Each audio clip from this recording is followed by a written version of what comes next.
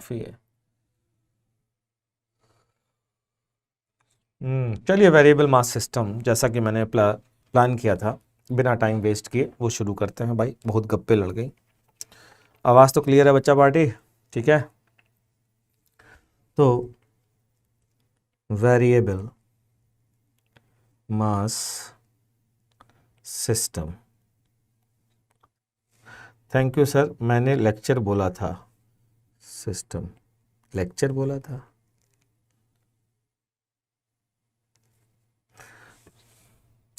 क्या होता है देखो, वेरिएबल मास सिस्टम ना, ये मुझे कहना अच्छा ही नहीं लगता।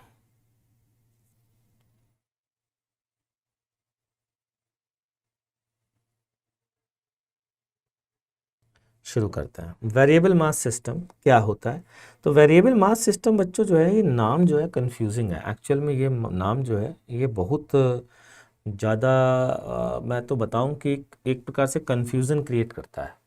वेरिएबल मास सिस्टम की जगह नाम होना चाहिए Newton second law, Newton second law in case of continuous mass flow. ये अगर नाम हो ना बच्चा तो मज़ा आ जाए, मतलब ये होने से बहुत फ़ायदा होता है। मैं बच्चों को यही बोलता हूँ यार, ये नाम जो है ना ये लिखो। आरव ने देखो कुछ लिखा है, v d m by d t plus m d v by d T.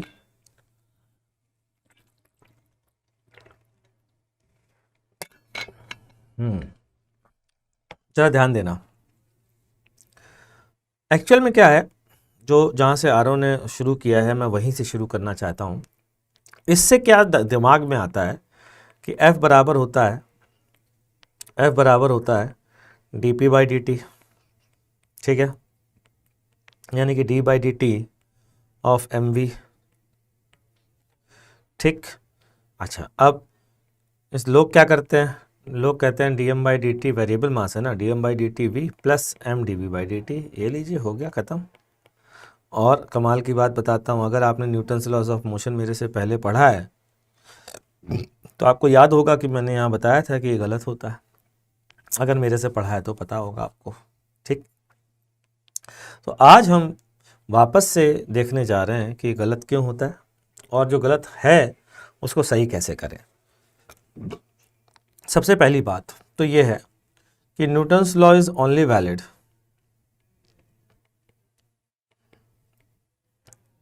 is only valid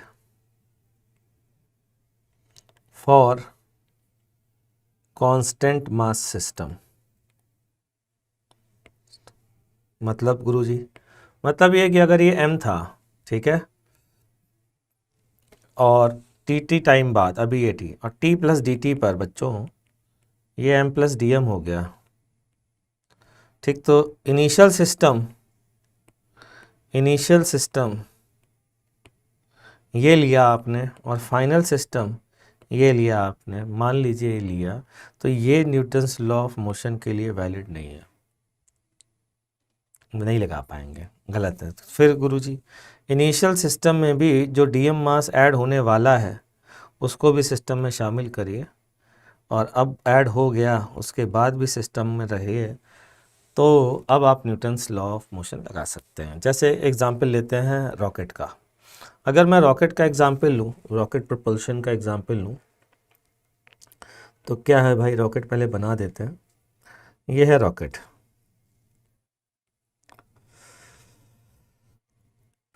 चलिए फिलहाल मान लेते हैं टी बराबर टी पर ये है रॉकेट जो वी वेलोसिटी से जा रहा है। ध्यान से सुनना बच्चों, तो क्या हुआ, इसने गैस छोड़ी भैया, ये कौन सी गैस छोड़ी, अरे रॉकेट जो यार जिससे वो आगे बढ़ता है, ठीक है, इस गैस का मास है डीएम, और मान लेते हैं इसने यू वेलोसिटी से गैस छोड़ी, ठीक है, और खुद की वेलोसिटी भाई साहब की होगी वी प्लस डी वी, ठीक। अब ये जो मास है अगर मैं इसको नया डेल्टा ऐसे रिप्रेजेंट कर रहा हूँ तो ये बचेगा m माइनस डेल्टा एम, बचेगा ना बच्चा, ठीक। इसको बोलते हैं एलिमेंटल मास, ठीक। Sir S C Verma sir मैंने हेलो बोला, मैंने हाय बोला, हाय। फिर अब इसमें दिक्कत क्या है? अबे यार हद हो गई। तो मान लेते हैं इससे गैस निकली डेल्टा एम मास की, ठीक है, जिसके कारण रॉकेट की velocity v plus d v हो गई है। रॉकेट का mass m minus delta m हो गया, ठीक। अच्छा, अब मैं इनिशियल मोमेंटम लिखूंगा सिस्टम का, फाइनल लिखूंगा। ध्यान से देखते जाना बच्चा।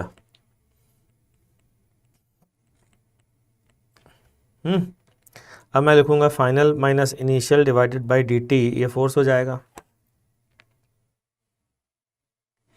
F बराबर limit delta t turning towards zero, P final minus P initial divided by delta T.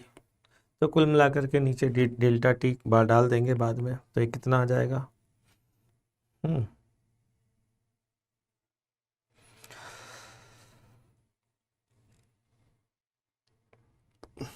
m minus delta m v plus delta v d v plus delta m into u minus m v, है ना भाई, divided by delta t. Limit तो लगी हुई है। चलिए क्या आया? M v minus delta m v plus m into d v minus delta m into d v plus delta m into u minus m into v divided by delta t and limit delta t tending towards zero. फिर path finder बकवास किताब है IIT JEE के लिए, पूरी किताब, मतलब selected question कर सकते हो बस। आगे बढ़ते हैं। एम वी कैंसिल हो गया, ठीक। अब ज़रा ध्यान से सुनना, ये डेल्टा एम वी, ये एम डी वी, यहाँ पर डबल डिफरेंशियल एलिमेंट आ रहे हैं, तो ये सिंगल वाले डिफरेंशियल एलिमेंट के टर्म्स में छोटे हो जाएंगे, निगलेक्ट हो जाएंगे। ये बचा m d v minus delta m v plus delta m u upon delta t and limit delta t tending towards zero.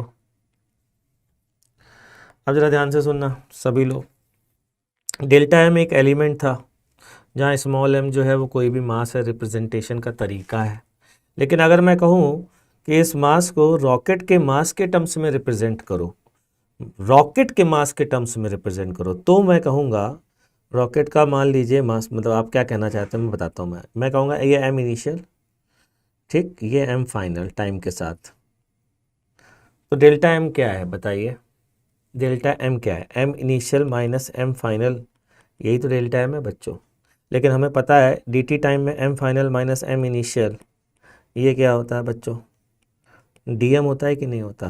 तो यहाँ मास रॉकेट का है, ये मास रॉकेट का, ये फ्यूल का था, ध्यान रखिएगा, ये डेल्टा m पूरा का पूरा फ्यूल का था, ठीक। तो f बराबर क्या आ गया?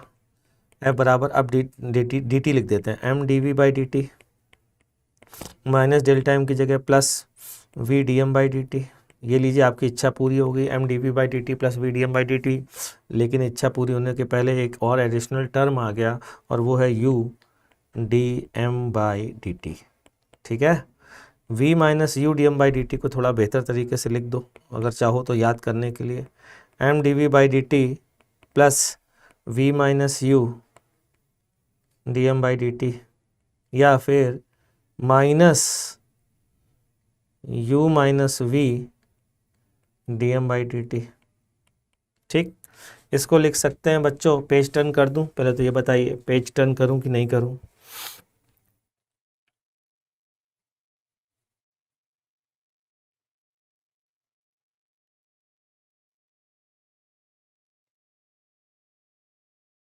जल्दी बोलिए।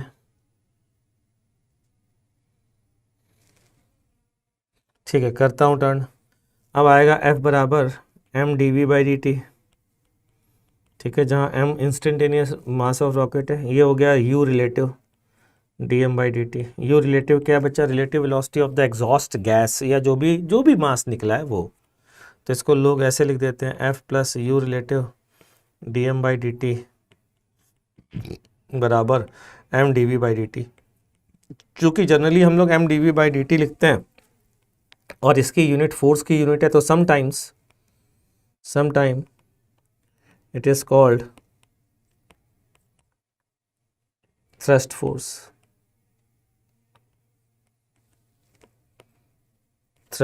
F T. तो जब भी कोई थ्रस्ट फोर्स का नाम ले तो आप कह देना u relative d m by d t. ठीक, जहाँ d m by d t क्या है, जिस सिस्टम का मास चेंज हो रहा है वो d m by d t है बच्चा पार्टी। ठीक है,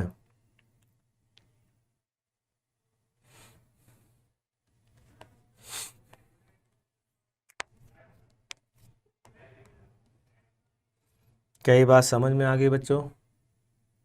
लेकिन पता है मैं ऐसे क्वेश्चन नहीं करता हूँ, मैं तो बस सिर्फ ये सिखाने के लिए लिख रहा हूँ कि भैया इस मैथ्स में क्या चीज़ कैसे आई है। क्वेश्चन करने के लिए सब करता ही नहीं हूँ। क्वेश्चन करने के लिए तो तुमको इतना आसान तरीका बताऊंगा, तुम भी कहोगे कि अरे सर ये तो बहुत आसानी से हो जा रहा है, कोई टेंशन ही नहीं हो रही है। मैं क्वेश्चन कैसे करूँगा, ज़रा ध्यान से सुनना सभी लोग। अब मेरा क्वेश्चन करने का स्टाइल सुनिए। मान लीजिए ये रॉकेट जा रहा है, अब मैं क्वेश्चन कर रहा हूँ, ठीक है। एम मास का वी वेलोसिटी से, ठीक। किसी ने कहा इससे गैस निकली डेल्टा एम मास की, ठीक है। मान लीजिए इससे गैस निकल रही है, गैस इजेक्शन रेट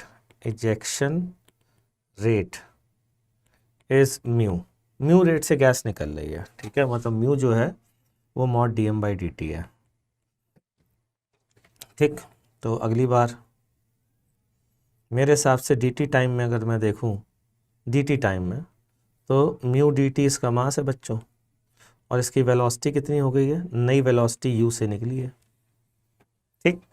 तो अभी तक किताबें किसको सिस्टम लेती थी, किताबें इसको सिस्टम लेती थी। मैं किताबों की स्टाइल से चलता ही नहीं हूँ। मैं जो किताबें सिस्टम नहीं लेती हैं मैं उसको सिस्टम लेता हूँ, मैं इसको सिस्टम लेता हूँ। और इसको सिस्टम ले करके तो सिस्टम हम क्या चूज़ करेंगे हमारे मेथड में, बोलो। Mass, small mass which is added or removed from the bigger mass, ठीक है। किसको सिस्टम लेंगे, जिसको ऐड किया गया है या फिर सब्ट्रैक्ट किया गया है, उसको हम सिस्टम लेंगे। तो अब जरा ध्यान से सुनना बच्चा पार्टी, ये बताइए कि म्यू डी टी पहले तो इसी के अंदर ही था, अब इसका मास m minus mu d T बचा होगा कि नहीं बचा होगा, है? और पहले तो ये म्यू डी टी इसी के अंदर था, तो पहले कितनी वेलोसिटी से जा रहा था, बोलिए पहले कितनी वेलोसिटी से जा रहा था बाबू। तो ये मैं कहूँगा म्यू डी टी ही वी वेलोसिटी से जा रहा था, इनिशियल आ गया। कि फाइनली बताइए कितनी वेलोसिटी से जा रहा है, कि गुरुजी ये mu d t into you velocity से जा रहा है। मैंने कहा change in momentum per unit time जो जा रहा है उसका निकालिए। तो ये है पहला, सिस्टम चूज करिए, ठीक। दूसरा, find change in system, change in momentum of system of this system in D T time. तो देखें ज़रा, यहाँ पर कितना था ये, यहाँ पर कितना है ये, फाइनल माइनस इनिशियल करिए, तो डी पी बराबर P final minus P initial by d T कर दीजिए, ठीक है बच्चा। ज़रा देखो पी फाइनल क्या है, पी फाइनल कितना है, mu d t into u है, तो mu d t into u है। पी इनिशियल कितना है, mu d t into v है। देखना वही इक्वेशन लाने वाला हूँ, अपॉन डी टी है, ओ भाई साहब d t cancel, d p by d t बराबर क्या आ गया बच्चों, बोलिए mu into u minus v आ गया कि नहीं आ गया। इसी को तो आपने यू रिलेटिव लिखा था, ये फोर्स होगा, दिस विल गिव फोर्स, अब चौथा, apply Newton second law, apply Newton third law to find force on bigger system, मज़ा आ गया भाई। इतना फोर्स अगर निकलने वाले पे लग रहा है तो इतना ही फोर्स तो रॉकेट पे लग रहा होगा। बोलो ना बे, बोलो ना बे। जो निकला है उसने इस पे फोर्स लगाया कि नहीं लगाया, कितना लगाया, म्यू वी रिलेटिव। उस पर लगा था इस साइड, इस पर लगा गया इस साइड, तो म्यू वी रिलेटिव किसके बराबर होगा, m d v by d t के बराबर। देखिए क्वेश्चन बन गई खट से, आंसर आ जाएगा। ठीक, ये है मेरा मेथड। अब इस मेथड का यूज़ करके मैं कुछ को आपके सामने इलस्ट्रेशन लेने वाला हूँ। पेज टर्न कर दूँ क्या, आपका आदेश हो तो।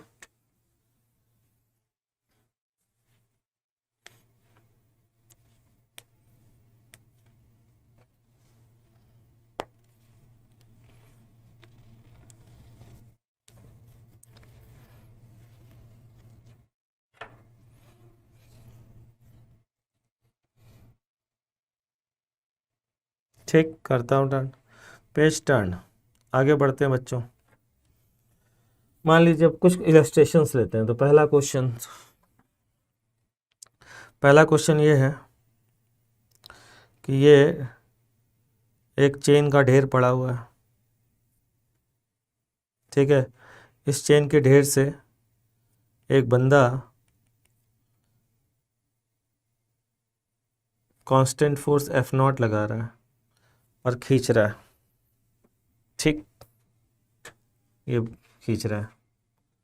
तो आपसे पूछा जा रहा है कि बताइए जब यहाँ से L लेंथ आ चुकी होगी तो कितना एक्सीलरेशन होगा इसका, या वेलोसिटी कितनी होगी और एक्सेलरेशन कितना होगा। ये क्वेश्चन आपसे पूछा जा रहा है।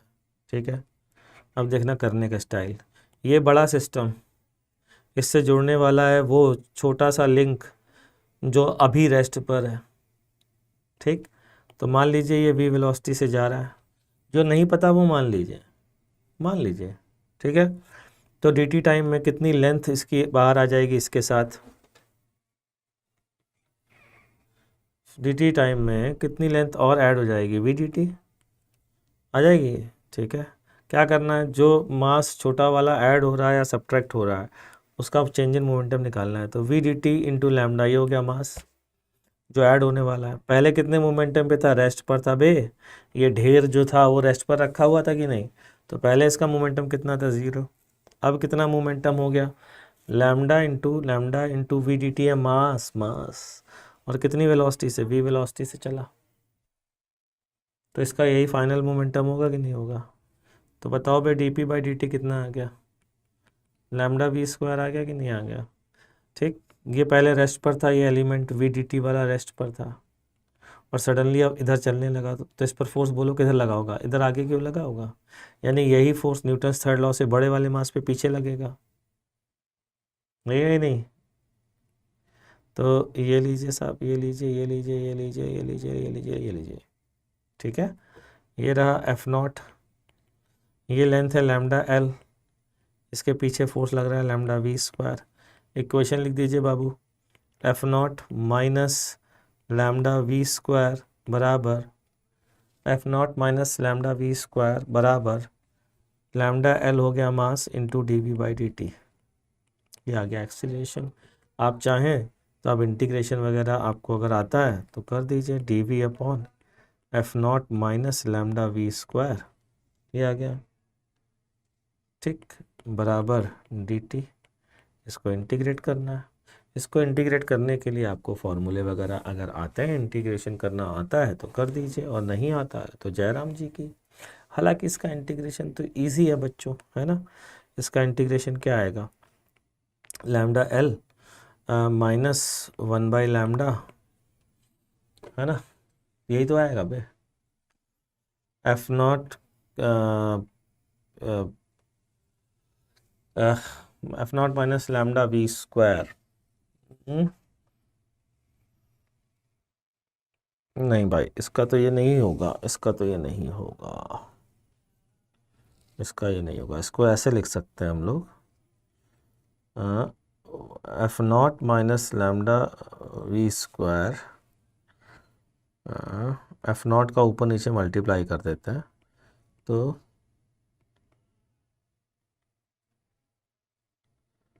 दिस इज ट्रिक सब राइट। ट्रिक सब राइट ये क्या होता है? ट्रिक सब राइट क्या होता है? ठीक है, मतलब इसको तुम कर लेना यार, ये उससे आ जाएगा ए स्क्वायर माइनस बी स्क्वायर से, उसको कन्वर्ट करके फिर चेंज करके फैक्टराइज करके आप कर लेना, ठीक है। तो ये मैथ्स का क्वेश्चन है, मैंने जहाँ तक मुझे करना था वो कर दिया। कई बार पूछा जाता है इसको कांस्टेंट वेलोसिटी से खींचने के लिए कितना फोर्स लगाना पड़ेगा बताइए, तो सीधा सीधा कांस्टेंट वेलोसिटी से खींचना तो जीरो हो जाएगा, तो सीधा सीधा एफ नॉट बराबर लैम्डा वी स्क्वायर आ जाएगा, ठीक है ना। चलिए अगला क्वेश्चन लेते हैं बच्चों, ठीक, देखते हैं अब आप करिएगा, देखते हैं कितने लोग कर पाते हैं।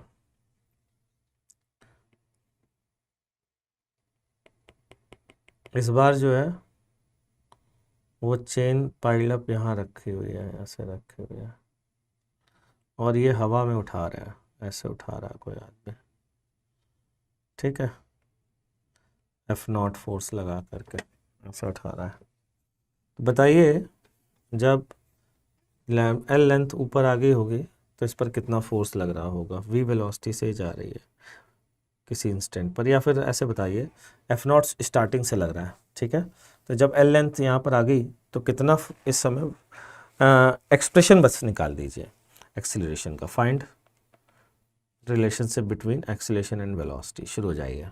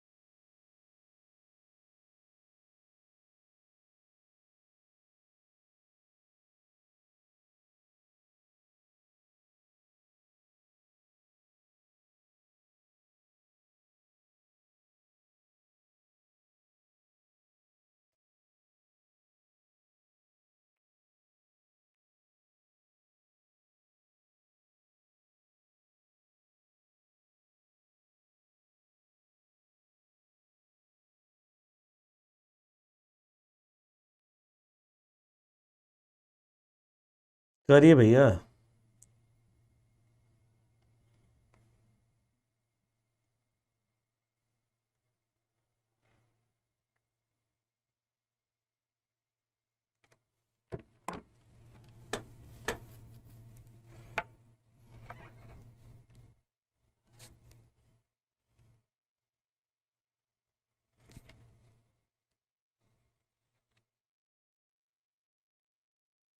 एक मिनट रुक जाए, रुक जाते हैं भाई।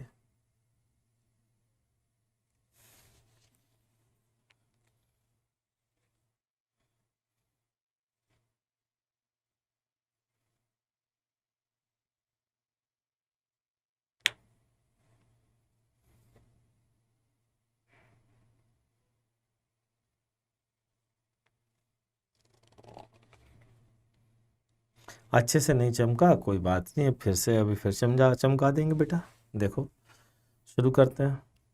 मान लेते हैं बच्चा, मैंने क्या बताया है, कौन सा बड़ा मास है, जो मूविंग मूविंग बड़ा मास तो यही है बेटा, ठीक। इसमें कौन सा छोटा मास अटैच होने वाला है जो अभी अटैच नहीं है। अगर ये वी वेलोसिटी से जा रहा है तो मैं कह सकता हूँ वी डी टी लेंथ इसमें और ऐड हो जाएगी, तो इस पर फोर्स एनालिसिस कर लीजिए। ये वी डी टी लेंथ जो है पहले रेस्ट पर थी, और रेस्ट पर थी, ऐसे चेन उठ रही थी, जैसे चेन के साथ आई खटाक से ये भी वी वेलोसिटी चलने लगी। तो पहले इसका मोमेंटम ज़ीरो था, अब इसका मोमेंटम बेटा क्या हो गया है, lambda v d t length, lambda into length ये हो गया मास, इंटू वेलोसिटी हो गया मोमेंटम। पहले जीरो था तो यही हो गया change in momentum, by d T कर दीजिए और देखिए फोर्स आ गया, ठीक। तो लैम्डा वी स्क्वायर फोर्स फिर से आ गया। अब इक्वेशन लिखेंगे तो क्या लिखेंगे बच्चा, अब लिखेंगे एफ नॉट ऊपर, लैम्डा एल इंटू जी नीचे, प्लस लैम्डा वी स्क्वायर नीचे। अब इक्वेशन आएगी f naught minus lambda l into g minus lambda v square बराबर lambda l d v by d t. वापस से ये क्वेश्चन आ जाएगी।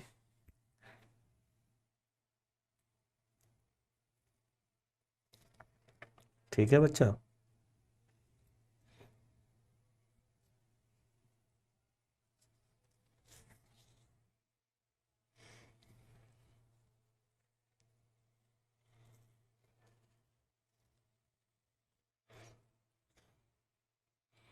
हम्म, मेरे हिसाब से मैं अपनी बात समझा पाया हूँ भाई आपको। अब समझ में आ गया। ठीक है, तो बस आज की क्लास यहीं एंड कर रहा हूँ। ठीक भाई, टाटा बाय बाय।